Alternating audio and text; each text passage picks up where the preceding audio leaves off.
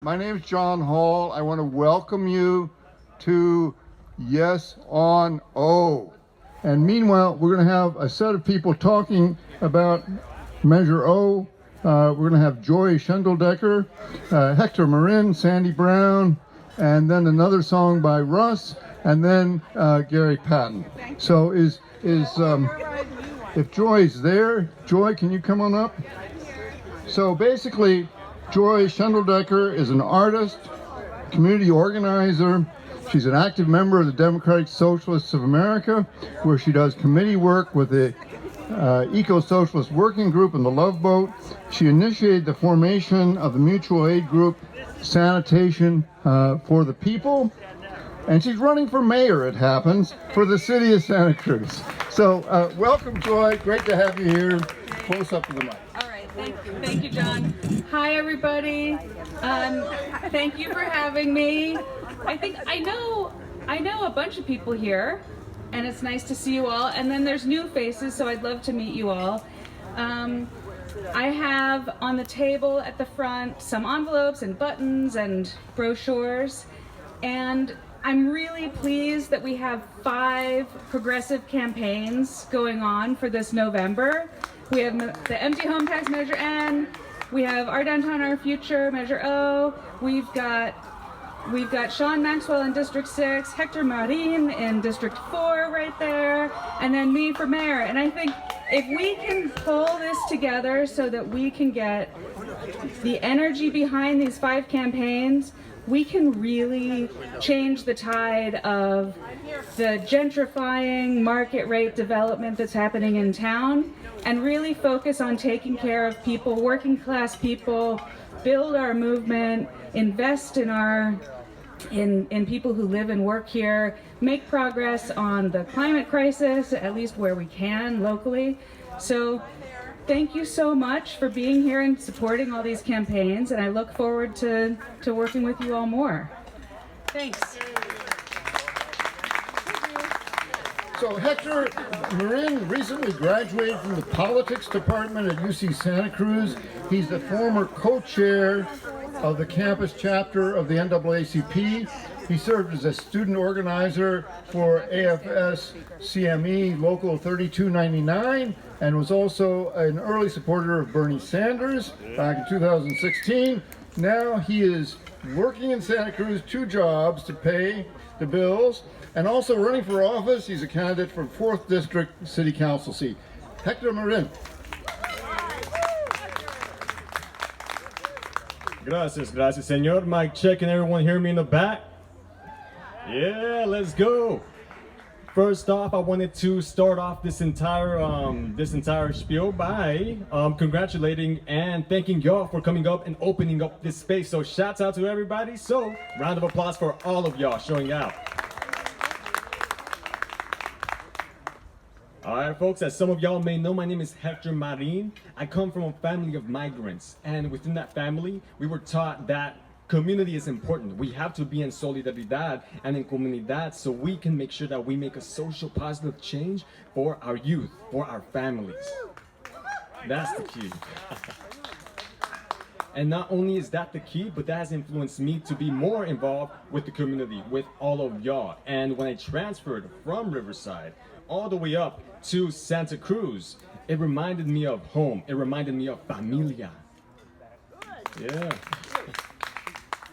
And that's what I love, familia right there, the organizing spaces from AFSCME 3299 when I was helping folks educate them in terms of worker solidarity and the right of unionization. It made me see how there's an expansive Latino community throughout Santa Cruz that is underrepresented, that is marginalized, and we need to ensure that there is that Latino representation throughout. And when community members were communicating with me about these issues, I jumped at the forefront to ensure that my candidacy involves them so that we not only form or have a seat at the table, but that we build our own table as well.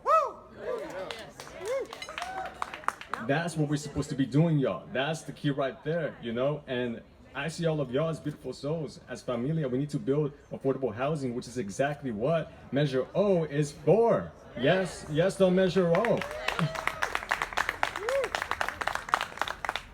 and we need to ensure that Santa Cruz itself becomes a union city. So we gotta ensure that unionization and that the working class and that all communities are involved in this process. And that's exactly what Measure O does, because we need to make a Santa Cruz and a downtown that is a downtown that is equitable for everybody. That is the key right there, y'all.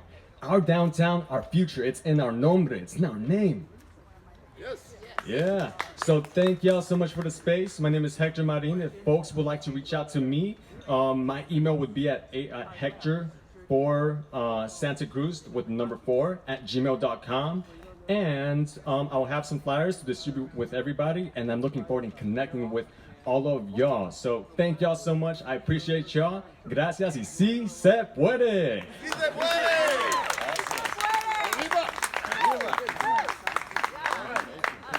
Thank you so much, Hector. And yeah, Measure O, Measure O, Measure O. But you know, to implement Measure O, we're going to need help from our government. And someone who's done an amazing job as part of the City Council, who has done just amazing service, is Sandy Brown. And I can't say too much about what a great presence she has been on the council and what a great presence she has been with us all in support of Measure O. So please welcome and have Sandy Brown keep on doing it. Okay, Sandy, please welcome Sandy. Hi everyone. Good to see so many people out here. Wow.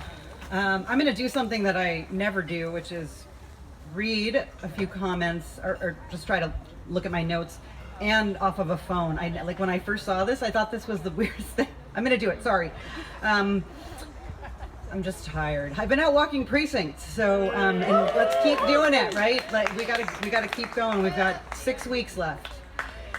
So first, I want to just say thank you all for being here and being the voice of our community when our city leaders will not listen, taking matters into your own hands. That's what we have to do.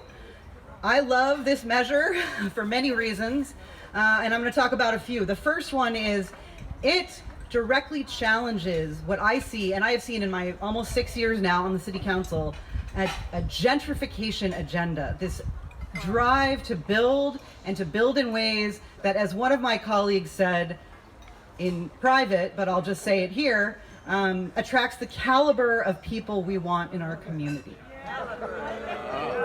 Yeah. Wow. So for me, taking control over our public lands, our city-owned lands, is critical, because what I see at City Hall is a council majority driven by staff that is basically doing the work of developers for them, wheeling and dealing, using public property and resources as chips in a game of negotiation to get the kind of development they want. And they are not listening to what the community says is in their interest, in our interest. So to me, that is the key right there. I also want to talk about, and you all know what's in the measure, but the requirement that city leaders use public resources responsibly is all over this measure. And that is what they have not been doing. And that is what we have to take control of. We have to let them know that we are not going to take it. So I'm just feeling riled up about that. I also want to say that, when I first got involved in local politics 30 years ago, we were talking about this, we were fighting the same forces. And we were talking about building a public plaza. And we had some ideas about what property might be used for that. And Chris Crone, who's generously hosting this event with Rachel O'Malley and others who have made this happen, was a leading force in that. And he really got me inspired to work on local politics for those reasons.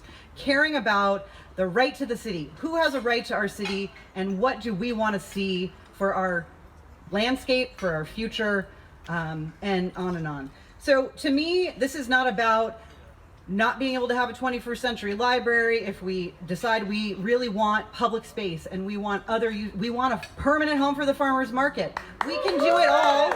They know it. We just have to make sure that they hear it loud and clear at the ballot. Thank you.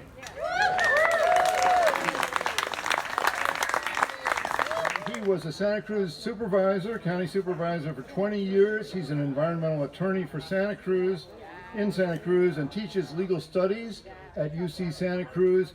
And his most recent claim to fame is that he is one of the signers on the arguments in favor of Measure O that you will find in your voter information guide when it's delivered by the county clerk. Gary, thanks so much. That may be one of my greatest honors. I am Gary Patton, and I am so pleased to be here. And let me just ask something as I thought about what I wanted to say, and let me start with reiterating what Mr. Hall told you. If you've got $10,000, you can put it in the can. I mean, don't turn down the $10,000. But we need to fund this campaign. There is a huge real estate-driven campaign against Measure O. And why do you think that is? Because one of the three big features of Measure O, one of the three things that it will accomplish, is it will take city-owned land and make it available only for affordable housing in Santa Cruz.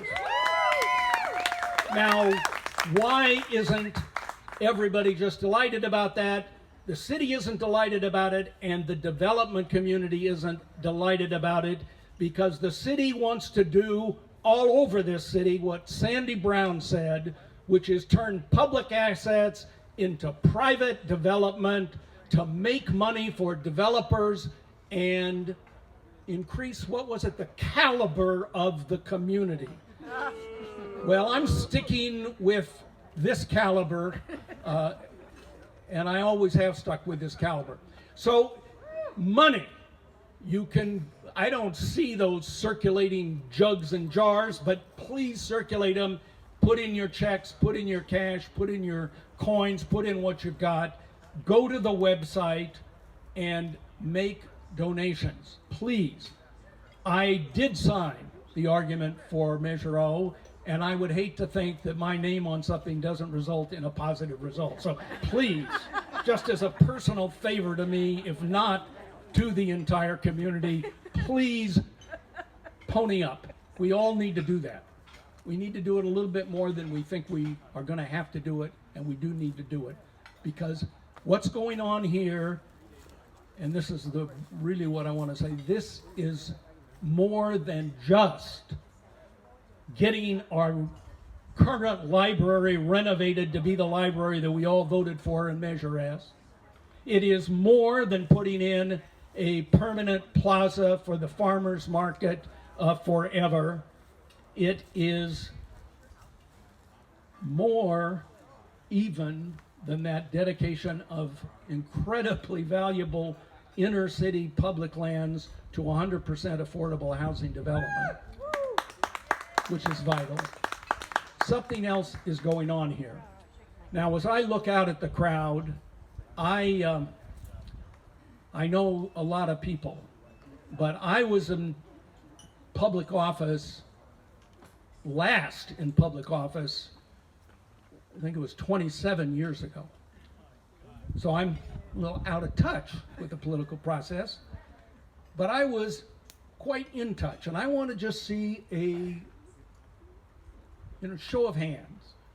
Who was here in 1974? 74? 74. That's a long time ago. It's almost 50 years ago. That was the year I was elected to the Board of Supervisors. And I want to talk about what else was on the ballot in 1974. Because you've all probably heard, some of you that raised their hands definitely know, about saving Lighthouse Field.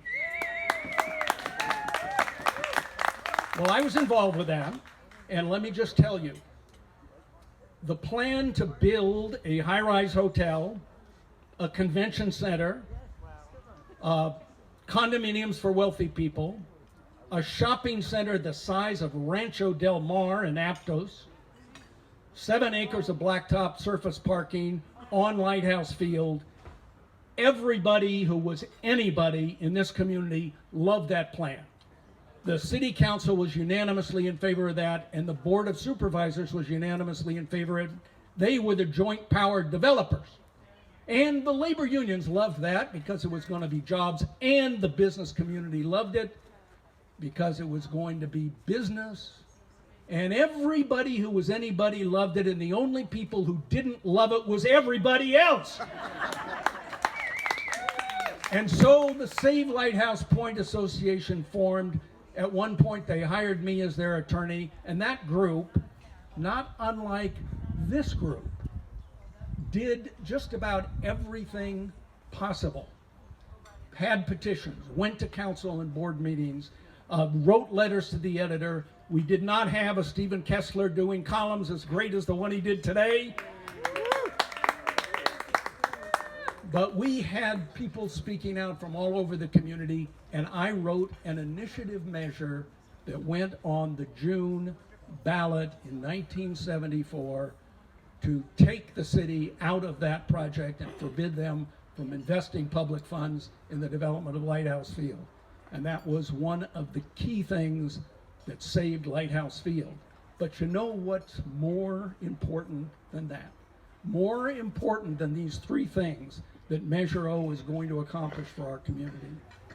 That initiative turned the politics of this community around.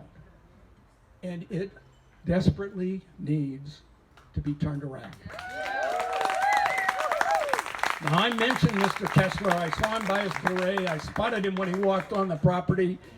His column today rivals the Taj Garage. I mean, it's a very good statement about what's going on, and I don't know whether he was going to come up and read it, but I'm going to just quote from it, because this is what is at stake. He described it.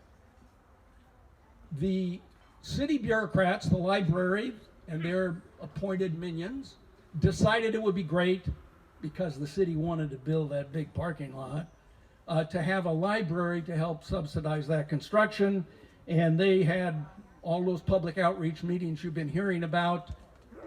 And then, quote, when the public cried foul, and in email and comments before the city council came back roughly 4-1 against the city's plan, the city added 125 units of affordable housing to make the medicine go down. Here's what Steve said just a couple of paragraphs later. Some citizens who objected to the devious, manipulative, pseudo-democratic process by which the mixed-use megalith was approved, despite popular opposition, took initiative to gather near the 5,000 signatures to place a referendum on the November ballot, Measure O. Our downtown, our future, take back Santa Cruz. The initiative will accomplish things that need to be accomplished in a very specific policy area, but this has got to be the start, as in 1974, of changing the politics of this community, so we once again elect and have in office representatives who will actually listen and do what we want. That's what it's about. Make your donations, walk, and we'll win. We won in 1974. We're going to win this year too.